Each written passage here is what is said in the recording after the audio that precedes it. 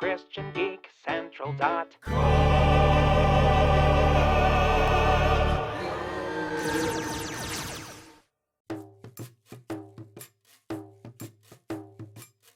like games? I like games. Do you like games too? I like games too.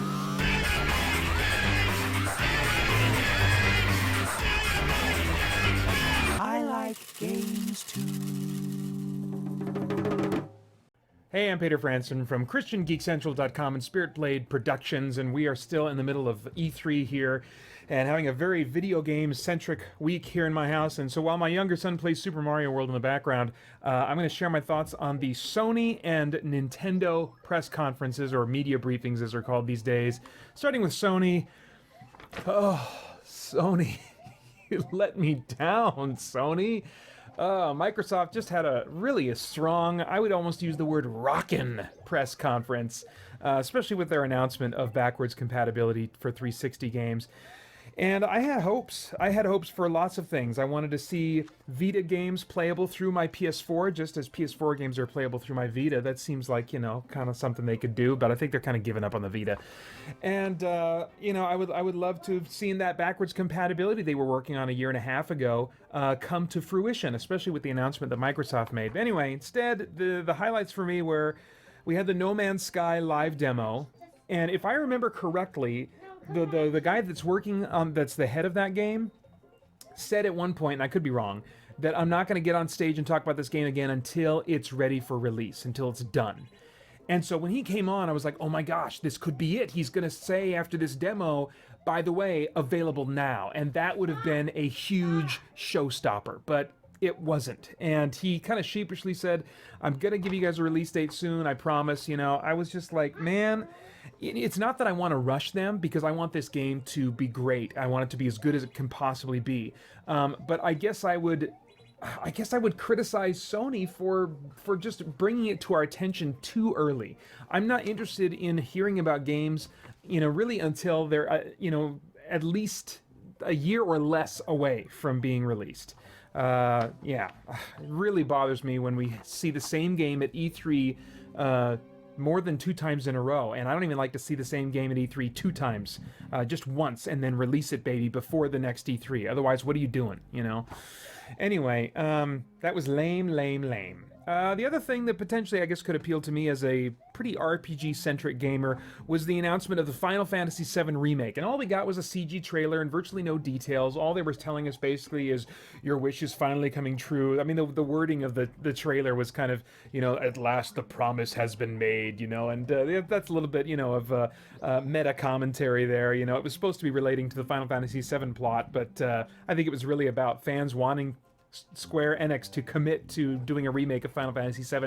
I'm not one that's been clamoring for a Final Fantasy VII remake, I thought Final Fantasy VII was great. I think a lot of people, it's the shining Final Fantasy in their mind, because for a lot of people it's the first one they played.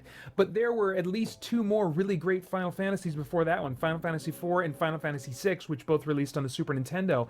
And 6, I think, is superior to 7. I would love to see a full-blown remake of 6. That would be awesome. But instead we're going to get 7. That's fine. I'm not complaining. And if it's being re-envisioned enough, I'll probably buy it and play it. My hope is, I don't really want just kind of like an up-resed version of Final Fantasy VII, because I had the Final Fantasy VII experience. I want a new experience. I want a new Final Fantasy experience, and so I want them to rewrite the dialogue. I want it fully voiced.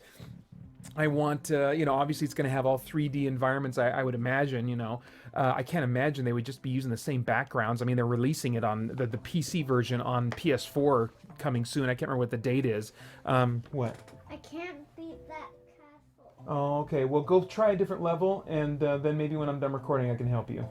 All right. So anyway, my hope for it really is that it will be a new enough experience that it'll be worth it for me to go back to, but I really want it to be a largely new experience. Just better writing, better, localization in terms of the dialogue and stuff, just completely overhauled with maybe the same core story. So that they can still call it a remake. But I really don't have any interest in being true to Final Fantasy VII. It was a solid, great Final Fantasy VII.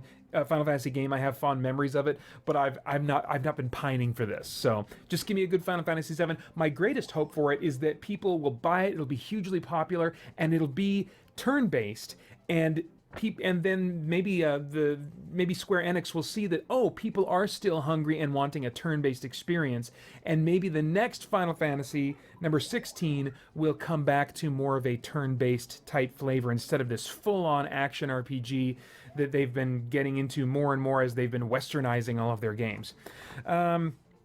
So I was hugely underwhelmed by Sony's press conference. There were no surprises or show-stopping announcements for me. Probably for other people, Uncharted was really cool, but I don't know. I felt like that whole driving sequence is like, is this all on rails or something? I mean, like, I don't see how this could work. How, as a player, I could be expected to take this exact path.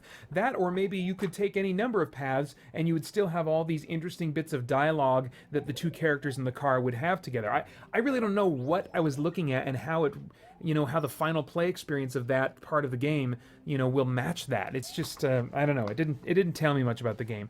So I'm hoping that Sony will have better things to reveal and say at Gamescom. I'm hoping that they'll react to Microsoft's announcement about backwards compatibility by saying, okay, let's resurrect that backwards compatibility program that we were working on, which from a reliable source about a year and a half ago reported that it was going to be backwards compatible to PS2 discs, maybe even PS1, but PS2 I know for sure was mentioned. I would love that. I would love that. Anyway, I'm not going to get on that whole bandwagon again. I've, in previous videos, talked about that enough. All right, let's talk about Nintendo. They start out with this kind of puppet gag, which made me think, are they like, did they partner with Jim Henson Studios is there going to be a game with the Muppets or something? What is this whole weird puppet thing? And at the end of the day, all that said to me was that they are affirming their connection to family entertainment and to making toy type entertainment. I mean, I'm seeing them more and more as a toy company these days. As opposed to last year's Robot Chicken, kind of interludes between their segments, which I think was a reach out to core gamers, maybe more adult gamers and that are more like hardcore or whatever. I don't know what those words mean really at the end of the day, but you probably know kind of what I have in mind when I say core gamer. Let's see, moving on, we have the Star Fox segment. Shigeru Miyamoto, who's the guy that's in charge of that, it was interesting. He said that he feels the Fushimi Inari Temple that he's grown up near has protected him and inspired some of the Star Fox Zero level design. I thought it was interesting that he would even mention that. I think it's kind of like just another kind of reminder that that spirituality, whatever that vague term means, is actually very popular today. And I think that's probably why that was mentioned. We want to attach spiritual, deep significance to things that we care about. We want to find a way to do that, to elevate them in that way, But generally, as a human race, we like to avoid asserting that, at least in, I would say, Western culture and Westernized culture, and probably, Eastern culture as well. We like to avoid asserting that any spiritual idea is objectively true, So that's why, it would be awkward for him to go on and talk about, the things that he really believes that are related to that temple. But that would really be kind of moot anyway, because the temple, as I did a little bit of reading on it, is associated with Shinto, which is a religion that's less about like holding on to specific beliefs and more about tradition, and they're very accepting of kind of a la carte spirituality, like, oh no, you can worship this kami, but then also believe in Buddhism or whatever else. Shinto really isn't about making truth claims, as far as I can tell. It's fairly relativistic and so anyway, back on to Star Fox though. Can you imagine, by the way, if he would have said, that, boy, my love for Jesus really inspired the making of this game. Oh my gosh. Okay, anyway, Star Fox. It looks fine, but nothing groundbreaking visually. If it wasn't attached to like an IP or a franchise that had some nostalgia that came with it, then it would be unremarkable to me, except for the gameplay, the control scheme as it was described with the second screen gamepad on the Wii U, struck me as really innovative and cool. Like you're flying around, with the ship using using the gamepad controls, but then when you're going to aim at something specific to like fire at it, you're using the gamepad. It's kind of hard to describe, but I would recommend checking out the Nintendo Direct video if you haven't already. It strikes me as very innovative and the kind of thing that really should have launched the first year that Wii U came out. It took them so long to create titles that really properly used this hardware that they'd created, and I think this is, you know, the first one that I've seen anyway in promotional materials that I've been like, wow, that really seems to have captured and the strengths of this hardware setup on the Wii U.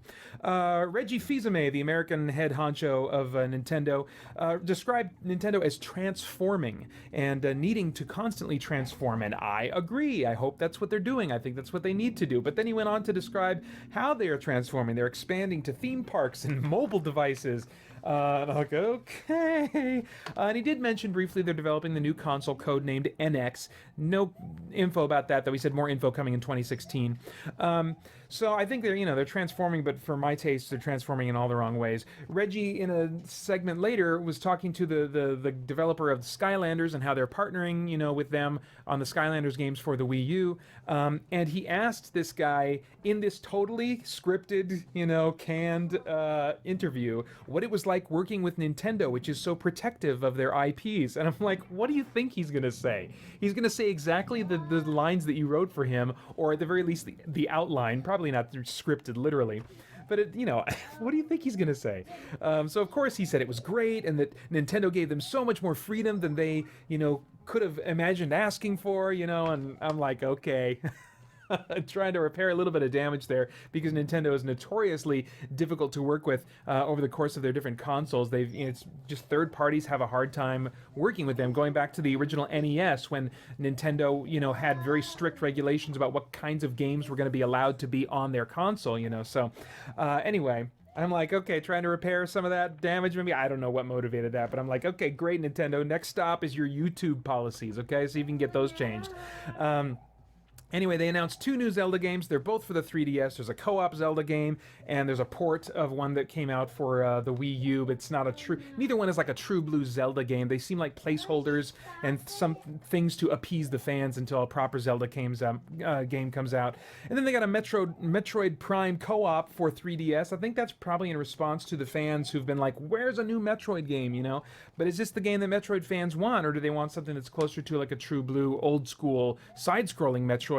I don't know. Time will tell. I thought both of those things, the Zelda games and the Metroid game, were interesting gestures and hopefully signs that they are listening to their fans and will start really putting their resources toward things that their longtime core fans really want, as opposed to reaching broader and broader and trying to get families and kids and stuff like that. I know they have to reach out to new audiences, but I'm selfish. I'm selfish. I'm selfish on behalf of core Nintendo gamers. I really don't care about Nintendo. Anyway, although I did care about what I saw in Xenoblade Chronicles X. That looked really cool. It's coming out December 4th, 2015. I'm going to buy that probably on a future non-Nintendo port when Nintendo finally gives up on the hardware business and just starts selling their games as software as a third-party publisher. I don't know if that day will ever come, but oh, man. They're headed that way if they don't... I don't know. I don't know anything about business or marketing. Don't listen to me. All right. Of course, we saw tons of Amiibo, tons of their toys that they're selling, which is really just DLC in disguise and horribly overpriced. You want to talk about horse armor? That's what these things are, These little toys. Who knows? I don't even know how much you're paying for these things, but they're a bunch of little horse armor action figures. You can Google horse armor and Oblivion if you don't get that reference. Anyway, Super Mario Maker, that was probably the most interesting thing to me, is coming out September 11th, 2015. This thing really looks cool. Go check it out. I'm not putting any footage of Nintendo stuff in here, even though it would be fair use, because Nintendo is just like totally...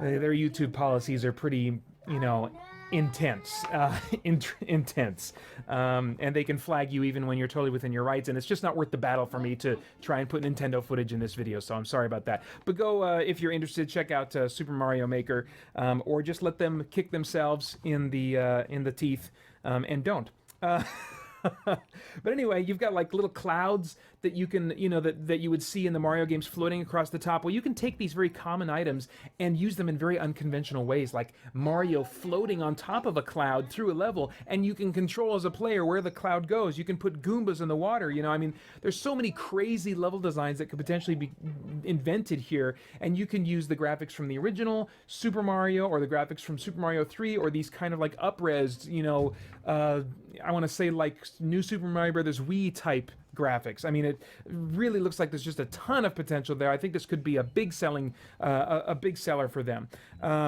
They were noticeably playing, there's my son, they are noticeably playing up nostalgia. I mean, they were talking about the history of Nintendo and all the universal memories and experiences that people share. Okay, shh. Universal memories and experiences that people share, you know, because of Nintendo, and they're just like, oh, Nintendo just brings us all together. We all have memories of Nintendo and Mario and stuff like that.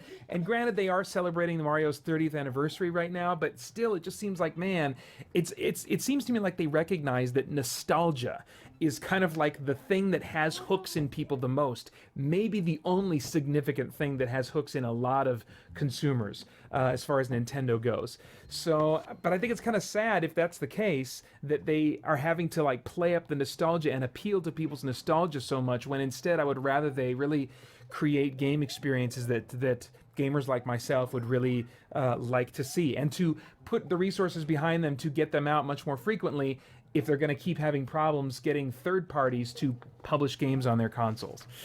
So anyway, oh, and Let's Super Mario. This is an initiative they just started.